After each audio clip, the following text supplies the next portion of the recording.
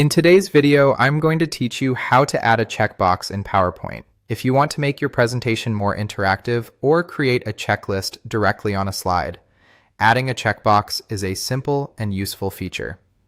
PowerPoint does not always show this option by default, so the first thing you need to do is enable the right tools.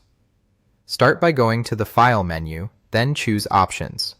This will open the PowerPoint Options window, where you can control a lot of the program's settings. From the panel on the left, click Customize Ribbon. This section lets you choose which tabs appear at the top of PowerPoint. Once you're there, look over to the right column, where you'll see a list of the main tabs available in the ribbon. Find the box labeled Developer and check it. Then click OK to save the change. As soon as you do that, you should see the Developer tab appear in the PowerPoint ribbon. This tab includes extra tools that are especially useful for form elements and interactive controls. Now that the Developer tab is visible, click on it. In the Controls group, look for the checkbox icon and select it. This is the tool you'll use to insert a checkbox directly onto your slide. After clicking the icon, move to the slide where you want the checkbox to appear. To place it, click and drag on the slide. This lets you draw the checkbox at the size and position you want.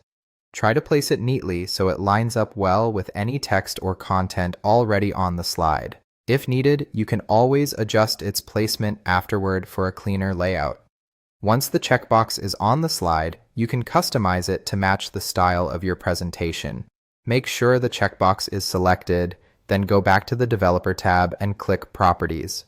In the Properties window, you can change details like the font, color, and text label. This is helpful if you want the checkbox to look more polished or fit better with your slide design. Take a moment to review how it looks after making your changes. Small adjustments to formatting can make a big difference in how professional and easy to read your slide appears. And that's it. Once you've enabled the Developer tab, inserting and customizing a checkbox in PowerPoint becomes a quick and straightforward process.